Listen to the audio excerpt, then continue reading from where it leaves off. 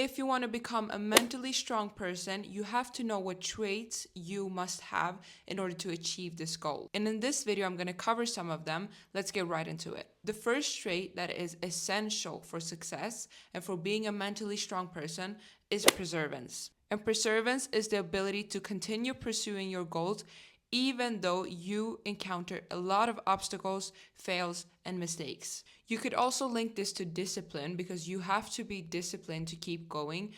As you all know, motivation makes you stop whenever you don't feel like it or whenever you're sad, whenever you fail. But discipline don't care if you're tired or if you're sad or whatever.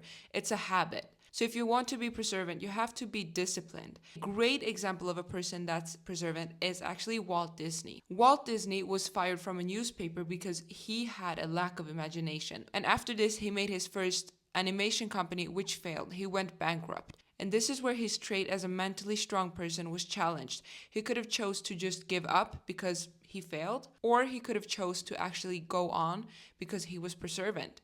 And you guessed it right. He was a mentally strong person and he was perseverant, so he actually made Disney World, which today is something that is known worldwide and is super popular. And another person that has this trait is J.K. Rowling. She was rejected multiple times before she was actually accepted. And she could have just gave up after the first rejection, but she chose to be perseverant, so she kept going, and that is why she succeeded and is where she is today. So if you want to become mentally strong, you have to have perseverance so that you can endure the slow progress and keep going even though you're not motivated to. And now you may be wondering, how can I develop perseverance? And this is the answer. The first thing you can do is to normalize failure. Every time you fail, every time you make a mistake, treat it as a daily thing. Treat it as a part of growth. Don't see it as something that stops you from keep going. See it as proof that you're actually trying. You can also see it as a test from God to see if you can actually handle this lifestyle. So keep going, see it just as a challenge and normalize failing. You can also surround yourself with people in your life who have perseverance. It could be maybe a friend, maybe a family member. Just let them teach you how to be a perseverant person. And the third thing that you can do to build perseverance is to track small wins every single day. When you track your small wins, you will get more motivated to actually keep going, because sometimes when we don't write down how far we've come, we just forget about it. Write it down, journal it, and track your process. The second trait that you have to have if you want to be a mentally strong person is one that everyone talks about, and it's of course confidence. Confidence is not arrogance nor perfectionism. Confidence is your ability and capability to perform under pressure. You don't feel like you need to prove anything to anyone. You know how much you're worth. You know that you can do stuff without anyone motivating you, hyping you up. You know deep down that if you try hard enough, that you will always succeed. This is what confidence is. And you have to have confidence in order to actually be able to put yourself out there. For example, let's say a person that is looking for a job. If you don't have confidence enough to actually go out, go to the stores that you want to work at and ask for a job, you won't be getting the job because they won't even acknowledge you. They won't see you. But if you actually take your CV with you, go to a store, tell them that you want to work there and present yourself, they will actually acknowledge you, know that you're there, and they will actually be able to consider you because they know that you exist. Whereas if you wouldn't have been confident and wouldn't have gone to the store, they would never know who you are. That's why confidence is so important. You have to always show up and believe in yourself. If not even you can acknowledge yourself and your self-worth, how do you expect other people to do that? I heard this quote and it's so good. When you walk into the room as if God sent you there himself. Always be straightforward and show no sign of insecurity because you know your worth. And as long as you know your worth, other people will start seeing it as well. This is how you're going to develop confidence. You're only gonna do positive self-talk, no negative self-talk. If you know that you can't do something, don't tell yourself, I can't do this. I don't know how to do this. Instead, tell yourself, I'm learning to do this. I'm in the process of actually mastering this skill. By doing this, you're taking away the focus from the fact that you don't know how to do it yet to you're actually on the process of mastering it.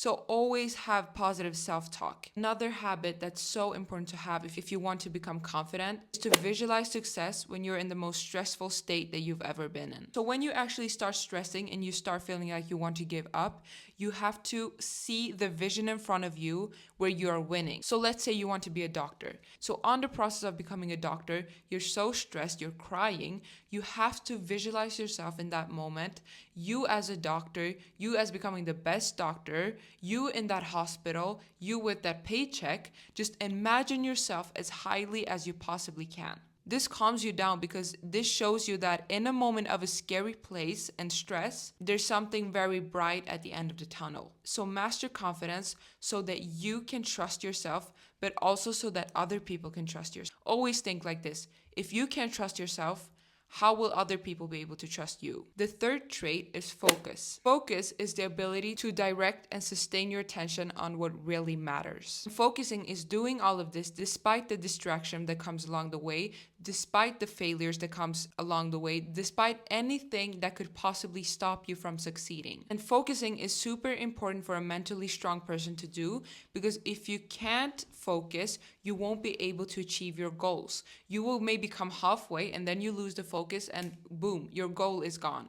Your process is gone. You have to attain your focus so that you can get where you want to be. If we wouldn't be able to focus, we wouldn't have anything done in our lives. You can develop the trait of being a focused person by actually designing your environment.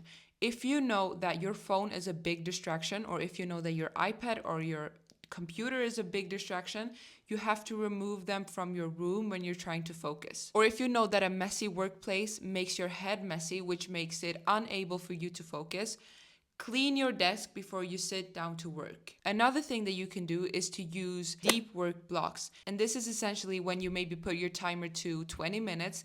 And in these 20 minutes, you have to work as hard as you possibly can without getting distracted. This is where you teach yourself to stay focused for a longer period of time. So for example, you can start by focusing hard for 5 minutes, then the next day 7 minutes, and then the time gets progressively more for every single day. And at the end of the year, you will be able to focus for how long you trained yourself to be.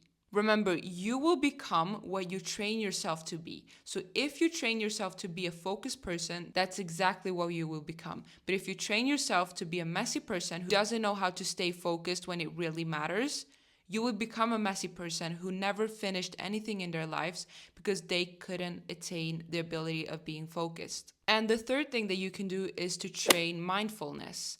And this is essentially when you maybe put your timer to 10 minutes where you do your daily meditation so that you can sharpen your attention control. So this is where you train your mind to be calm for 10 minutes and to not think about anything for 10 minutes. This makes you more calm, and this makes you more likely to actually be able to control your life even when it's super messy. And the last thing that I will cover in this video is adaptability. And now you may be thinking, what is that?